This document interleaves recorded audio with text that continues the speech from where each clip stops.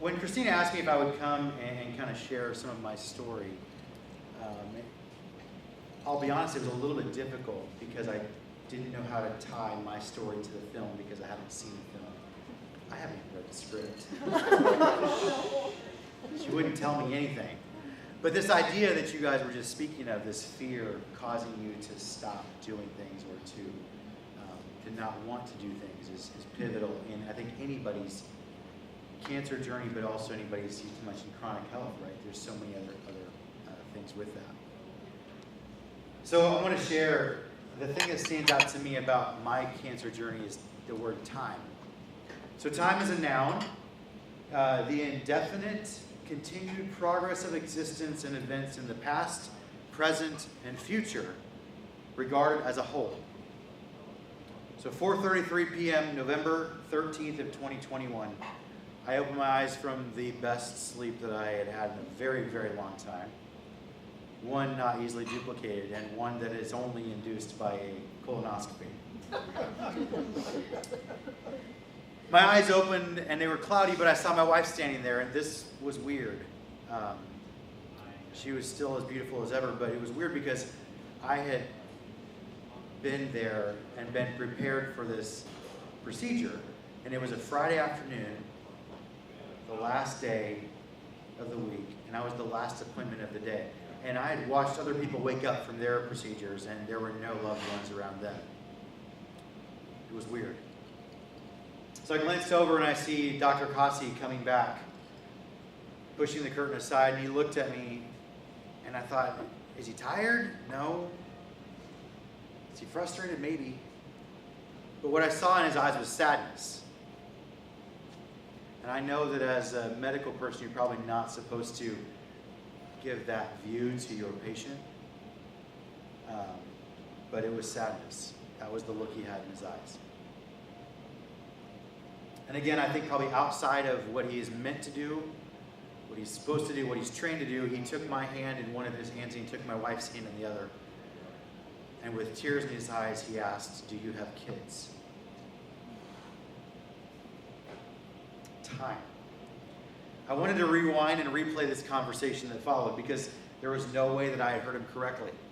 I was 36 years old, a little bit overweight, a bit stressed, but there was no history in my family of cancer of this kind. Stage 3 colon cancer was not on my bingo card for 36 years old. My 6-year-old son, Archer, there's no way that he would understand. My 8-year-old little mini-me, Juliet, she would be devastated because she would know what was going on, but she wouldn't have the mental capacity to process what was happening. My wife, we'd only been married for 12 years at the time. That wasn't enough time. A couple weeks later, I had my first surgery to install a port. The week after that, 3 days before Christmas, I had my first infusion. 7 hours later, I walked out of it with a 2-day infusion pump strapped to my side. I had a big smile on my face. Just kidding. I had no smile on my face. It was awful. It was miserable. I was miserable. Every 2 weeks for the next 4 months, this was my life. On the tail end of COVID, my treatments were lonely. Couldn't have anybody sit with me. And it offered me hours of time to process and to think. My vision would get blurry during the third hour of chemo. The first 2 hours, I was like, this is easy. Hour 3, they would switch medication, and I kid you not, within 5 minutes. Blurry vision, my hands would shake, I couldn't read, I couldn't write, and I was alone for the next 4 hours. I spent a lot of time feeling sorry for myself, and quite frankly, I did not feel like there was much of an existence outside of that room that I was spending those 7 hours in. And one of the constant thoughts that I had wasn't why, which is very common. It was what? What was the point? The doctors had told me that this was a long shot to get fixed. They told me my beard would fall out, and if you knew me then, my beard was majestic. It was like ZZ Top, massive. They said I would spend much of my days in bed, tired, sore, and probably pretty grumpy. As my energy depleted, my spirits tanked, and I was stuck. One day, about a month into my treatment, my phone rang. It was Brett. I didn't want to answer. I didn't want to talk to him. I didn't want to talk to anybody. I was actually, quite frankly, pretty tired of the question that always came. How are you doing? Seriously? What kind of question is that? I'm doing not well and I feel like trash. But I answered. Hey, Brett. He said, Eric, come build a guitar with me. And I said, what? He said, Eric, come and build a guitar with me. I said, Brett, I don't need a guitar. I've got 4 other guitars. Don't need one. He said, you might not think you need another guitar, but your spirit needs you to build a guitar with me. Time, the indefinite continued progress of existence. Brett knew what I didn't, that I needed to build a guitar. So I reluctantly agreed, and over the next year, through 8 more treatments, 32 rounds of radiation, a colon resection surgery, an ostomy bag, and ultimately an ostomy reversal surgery, I spent most of my Saturdays, Mondays, and Thursdays in Brett's basement in his shop. I spent time crafting, heating, bending, gluing, sanding, carving, sanding, gluing, sanding, sanding, sanding. I never want to see a sandpaper again. There was so much sanding. But I watched as I worked my emotions out of my current situation through the wood that I was crafting. I watched as the quilted sapele top and the ziricote back and sides created, quite frankly, and I'm maybe a little biased, the most beautiful instrument I've ever seen or played. Many tears were shed in that shop, but Brett was right. My soul needed this. 3 months after my diagnosis, my friend Dan received the exact same gut-wrenching news that I had. Cancer, colon cancer, stage 3C. He also had 2 kids. His path was almost identical to mine. He had the same treatment, same surgeon. And I sat in his living room at the beginning of April. We talked about the pain, the struggle, the loneliness that we both felt. His journey had hit some different bumps than mine had at that point. And I said to him, Dan, this summer, it's almost summer break, we need to take our families on a trip together. Like, let's go camping or something like that as our 2 families. We had grown close. We had lunch together at least once a week through this whole treatment process. And Dan looked at me and he said, Eric, I'm not going to make it to summer. And then he paused and he said, and that's okay.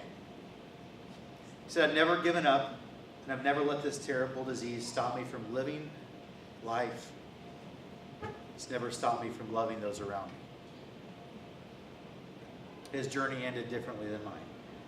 As I stood in that same living room on April 28th, only 3 weeks later, I held his hand and his journey ended. And I wept because I reflected on a photo that his wife Amy had sent me. It was a photo of Dan slumped in a wheelchair a week and a half earlier at the end of the dugout of his son's baseball game because he did not want to stop coaching his son's baseball team. A week and a half before he died, he was still coaching. Dan knew cancer was not going to rob him of living and doing the things that he loved and that he was called to do, not until the very end.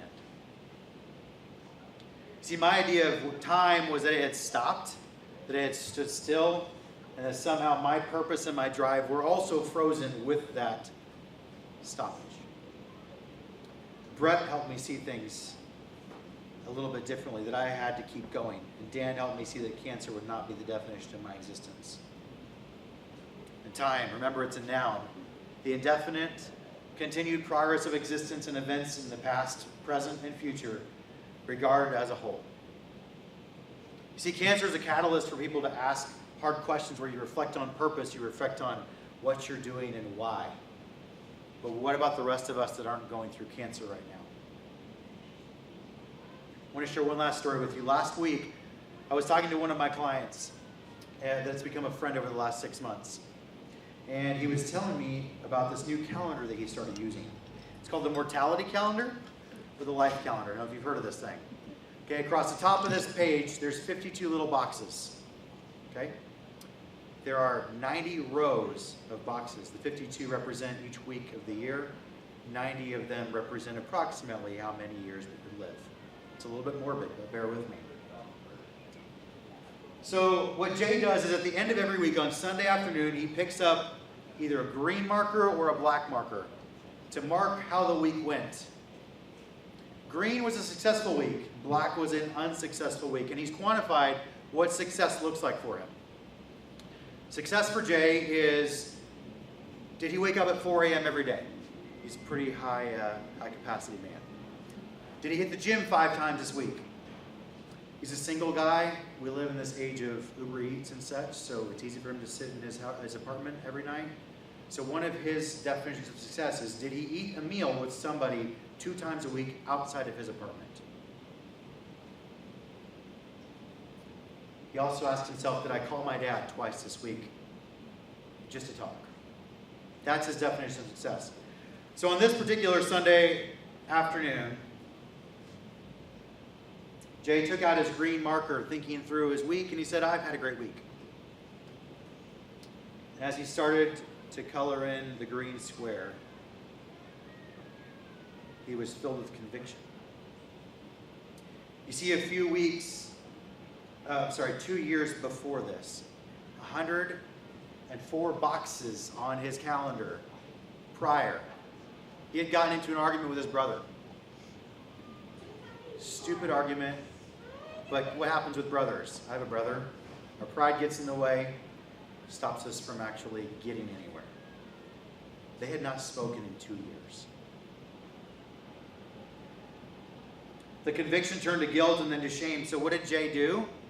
He picked up his phone and he called his brother 2 years after not speaking, because every time he had talked to his dad in those 104 weeks, his dad would say, hey, have you talked to your brother? Nope. Picked up his phone and he called his brother. He set aside his pride to repair that relationship because he understood the indefinite continued progress of existence, which is time. So here's my challenge. Here's what I ask you guys. Is there a guitar that you are meant to be building? Is there a dugout that you're meant to be sitting at the end of right now? Is there a brother, sister, father, mother that you need to call? What relationship do you need to mend? What level of humility do you need to have to grasp and repair the things that are broken in your wake or in your paralysis of fear? Remember, time is a noun, the indefinite continued progress of existence and events in the past, present, and future regarded as a whole. And the beauty of this, friends, is that we all still have some time. Thanks.